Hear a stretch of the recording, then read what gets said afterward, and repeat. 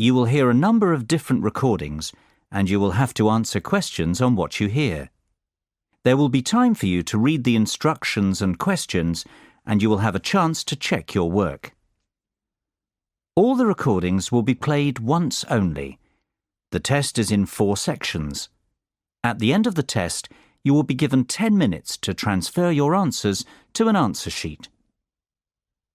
Now turn to Section 1. Section 1.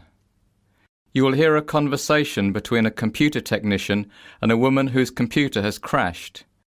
First, you have some time to look at questions 1 to 4. Pause the recording for 30 seconds. You will see that there is an example that has been done for you.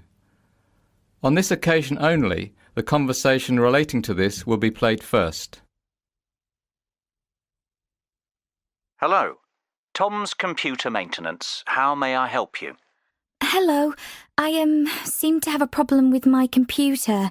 It's really inconvenient too because I've a deadline tomorrow I'm rushing to meet, and suddenly the screen went blank. Blue. A blank blue screen. I don't know if you can do something about it. The answer is computer problem, so the reason for the phone call has been filled in for you. Now we shall begin. You should answer the questions as you listen because you will not hear the recording a second time. Listen carefully and answer questions 1 to 4. Hello. Tom's Computer Maintenance. How may I help you? Hello. I seem to have a problem with my computer. It's really inconvenient too because I've a deadline tomorrow I'm rushing to meet, and suddenly the screen went blank. Blue. A blank blue screen. I don't know if you can do something about it. Ah, the dreaded blue screen. I think I can do something about it. It's my job after all. There are a few different scenarios, though, that could be going on with your computer. You've tried restarting it, right? Oh, yes. Nothing. And it's plugged in, not running on battery? Yes. Are you sure? Can you check again? Okay. Yes, it's plugged in. Okay. Can you give me a bit more information about what happened? The screen went blank. No, I mean, what activity were you doing when the problem occurred? Your computer was on, I presume. You were working, right? What did you do immediately before the blank screen appeared? Were you using the internet? Oh, yes, I was. Is it a virus? That seems likely. What antivirus software are you using? I'm not sure.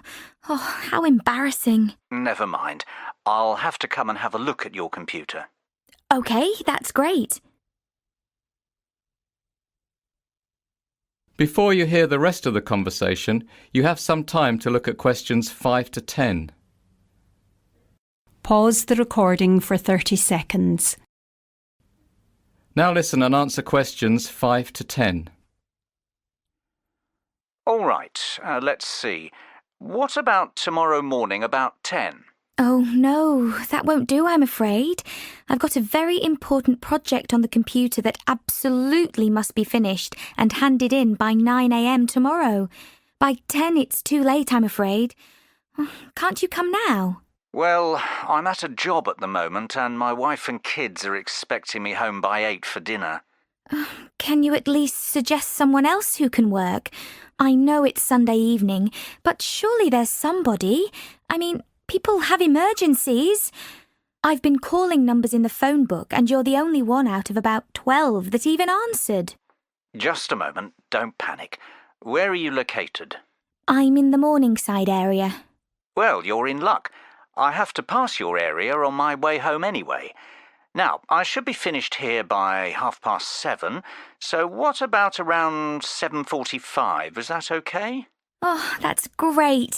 Thank you. What's your address? 14 Branston Crescent, 2F3. That's BRANIST. Nope, sorry. BRANSTON Crescent. Oh, all right. And your name? Sandra Sarensen. That's SARRENCEN. And the name on the buzzer? The same. All right, I'll be there shortly. Thanks. Can I ask you how much it's going to cost? Certainly. My call-out fee is £60, and that covers the first hour's work, and after that the fee is £40 an hour. Oh, gosh. That's rather expensive. How long do you think it will take? If we're lucky, it will be fairly quick. Honestly, though, if it takes much more than half an hour, I'll have to finish it tomorrow morning, but I doubt that will happen. I hope not. Will you take a cheque, or do you prefer cash? A cheque is fine. OK, so I'll be waiting. OK, bye. That is the end of section 1. You now have half a minute to check your answers. Pause the recording for 30 seconds. Now turn to section 2.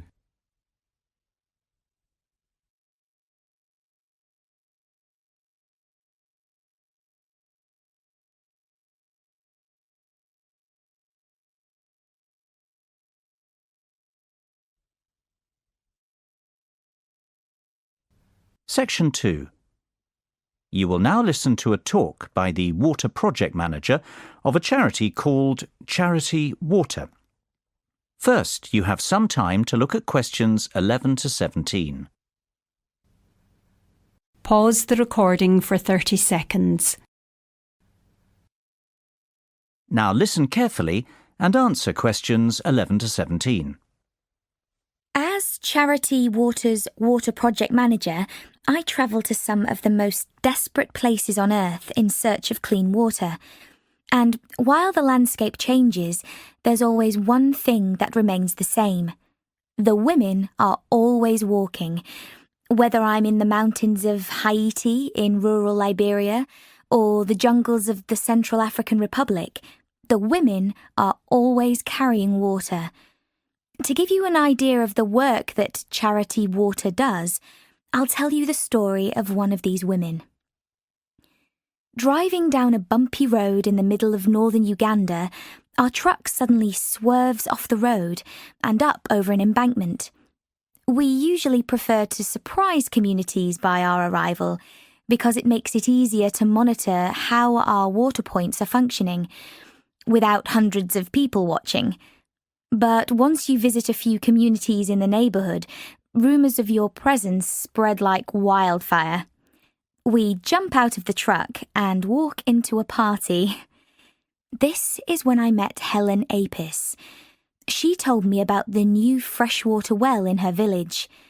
I am happy now, Helen beamed. I have time to eat. My children can go to school, and I can even work in my garden, take a shower, and then come back for more water if I want. I am bathing so well. A few of the men chuckled to hear a woman talk about bathing, but all I noticed was Helen's glowing face, the fresh flowers in her hair, and the lovely green dress she wore for special occasions. Touching her forearm, I replied, "Well, you look great." "Yes," she paused, placing both hands on my shoulders and smiling. She said, "Now I am beautiful." That really hit me. My job is to focus on sustainable development, health, hygiene, and sanitation to make sure Charity Water's projects are working in 20 years. But nowhere on any of my surveys or evaluations was a place to write, "Today, we made someone feel beautiful." Before you hear the rest of the talk, you will have some time to look at questions 18 to 20. Pause the recording for 30 seconds. Now listen carefully and answer questions 18 to 20.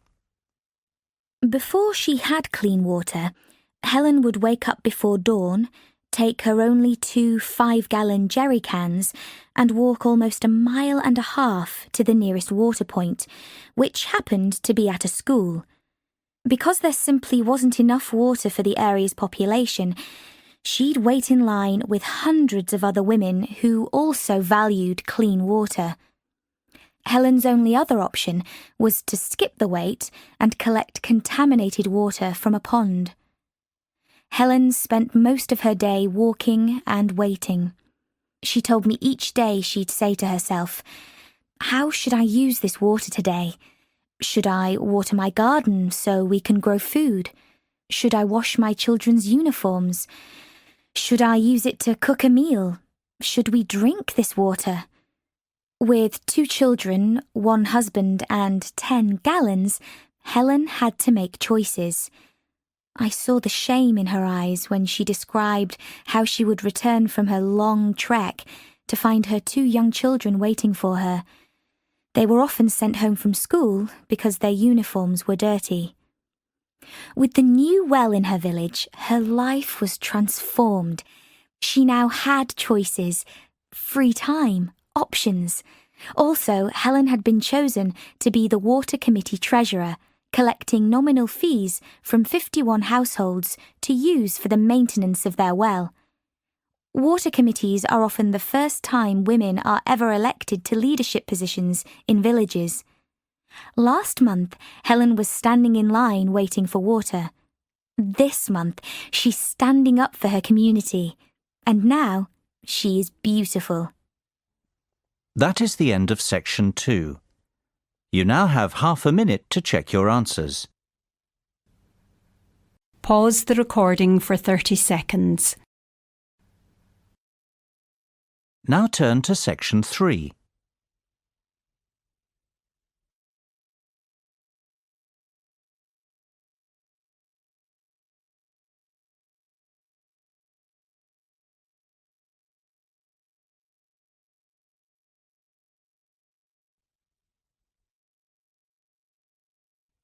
Section 3. You will hear a conversation between a student, Jessica, and Dr. Kitching, a university advisor. First, you have some time to look at questions 21 to 25. Pause the recording for 30 seconds. Now listen carefully and answer questions 21 to 25. Hello, Dr. Kitching. My name's Jessica. I work for the student newspaper. I called you last week to ask if I could interview you for an article about how to ask for references. Oh, yes, I remember. Come in, have a seat. Thank you. Do you have a few minutes now to do the interview? Yes, that's fine. Great.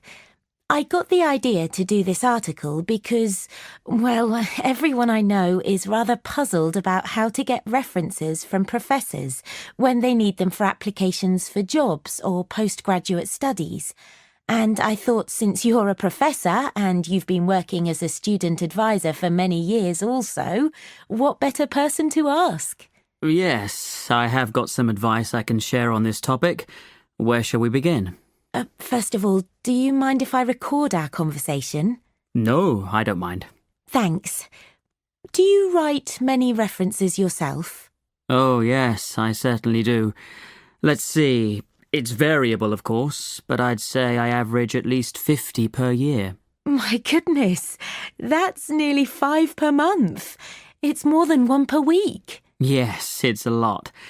And of course, most of the requests are made in the spring or early summer, when students are starting to think seriously about where they'll be heading after they graduate in June. Do most professors do so many? Yes, it's part of the job. Of course, because I'm an advisor, students probably feel like I know them rather better than some professors, so I probably get a few more than I would otherwise. Before you hear the rest of the conversation, you have some time to look at questions 26 to 30. Pause the recording for 30 seconds. Now listen and answer questions 26 to 30. All right, so what do we students need to know in terms of asking for references or letters of recommendation? It's incredibly daunting, actually, particularly since we have such large classes. I'm not sure if my professors even know who I am. Yes, that's probably the biggest issue students face in getting references. You will invariably have to contact former professors, even if you have never spoken to them outside of class.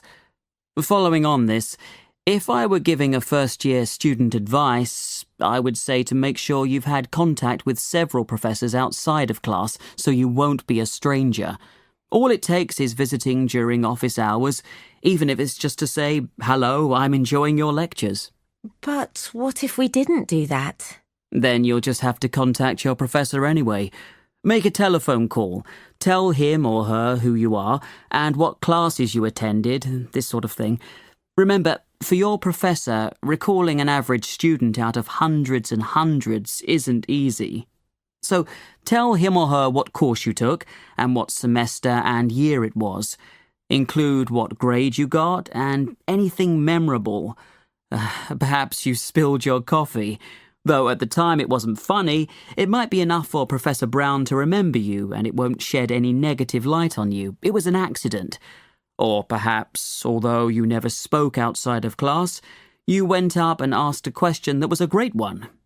Any information you can give to identify yourself is going to help you out. Should I visit Professor Brown in person? Yes, that would be ideal. I would suggest giving the information first over the phone, then follow up by emailing it to your professor. During the phone conversation, ask if you could meet briefly. This will be both a physical reminder of who you are and also another chance to make a good impression. Isn't it very difficult to write references for all these students you've never spoken to or really even met? Yes. For example, I was recently called by a student from 20 years ago. He lived in another country. I really didn't recall him. He told me a little about himself, and I looked back at his records. I told him that all I could do was verify that he was in my class, that he showed up for all the classes, and that he received a 3.4 in my class.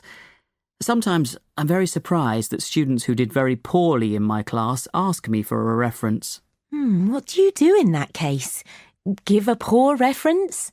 I, like most professors I know, never say anything negative about the student. However, it is what is unsaid that can say it all. So you really want to make sure you're remembered in a positive way and have left a good impression. OK, thanks very much for all this information. The story should come out in our next printing, so if you're interested, I'll drop one copy over to you. I'll be looking forward to seeing it. That is the end of section 3. You now have half a minute to check your answers. Pause the recording for 30 seconds. Now turn to section 4.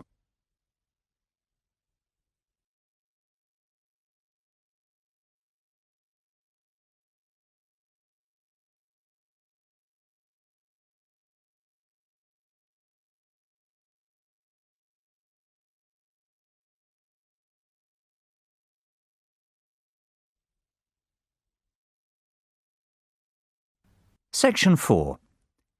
You will hear a lecture about the behaviour of primates, the group of animals that includes monkeys and humans. First, you have some time to look at questions 31 to 40. Pause the recording for 1 minute. Now listen carefully and answer questions 31 to 40. Good morning. Today's lecture will be about primate behaviour. Up until now, I've talked mostly about physical features, how they apply to living primates, how we use them for classification, how they apply to the fossil record. But human evolution isn't simply about how we've changed physically over the last 70 million years. It's also about how our behaviour has changed. Now, if I asked you to define what is meant by the term human, you could probably, hopefully, give me a list of characteristics that physically define us. But at a philosophical level, I would hope that what you'd be really proud of is not that we normally walk on 2 legs, but that we can reason and imagine. Descartes put it succinctly, I think, therefore I am, although admittedly not quite in this context. This lecture isn't about human behaviour per se, but about primate behaviour in general, and animal behaviour too, since just as we can use the physical characteristics of living primates to give us clues and insights into the physical characteristics of human ancestors, so we hope that the behaviours of non-human primates will be similarly enlightening for the behaviour of our ancestors. To begin, let's talk a bit about primate cognitive abilities. I don't want to mention a lot of different behaviours without first mentioning cognition. Cognition is the amount of thought that goes into a behaviour. There is a world of difference between an animal hitting a nut with a rock and cracking it by accident, and an animal thinking to itself, "I can't bite into this nut. I know, I need something to use as a hammer to crack it." However, it can be very difficult coming up with experiments to differentiate these two. We can easily test mental skills, such as recall and discrimination, using methods such as the Wisconsin General Test Apparatus and various training experiments. But it's much harder to work out the degree of thought required. This is still a big problem in evaluating the status of great apes. Just how nearly sentient are they? Sentient, for those of you who don't remember, means there is the presence of conscious thought. There are various behaviours that could be seen to support the presence of conscious thought in primates. Various sorts of altruism, or helping others without directly benefiting, can be found in certain great apes. The animals team up to achieve various goals, for example, hunting in chimps. This would seem to require a degree of cognition. Another feature that has come to light recently is Machiavellian intelligence. Work, especially with baboons, seems to indicate that there is a lot of deliberate social deception going on, sneaky mating, passing the blame on to others, using infants for defence. At first glance, this seems very complicated behaviourally, but again, it can just about be explained in a fairly minimally cognitive way. Highly trained chimps, such as the signing chimp, Washoe, and the computer-aided communication of Kanzi, also indicate a high level of intelligence. An interesting fact is that these language-trained chimps do much better in the standardized intelligence tests too, indicating that we probably underestimate primate intelligence in our traditional experiments. It seems that primates are not all that interested in the colour of pencils. They want to know the latest gossip about their friends. Sound familiar? And of course, cognition and intelligence in primates is a thorny problem, with deep moral and political ramifications. That is the end of section 4. You now have half a minute to check your answers. Pause the recording for 30 seconds. That is the end of the listening test. In the IELTS test, you would now have 10 minutes to transfer your answers to the listening answer sheet.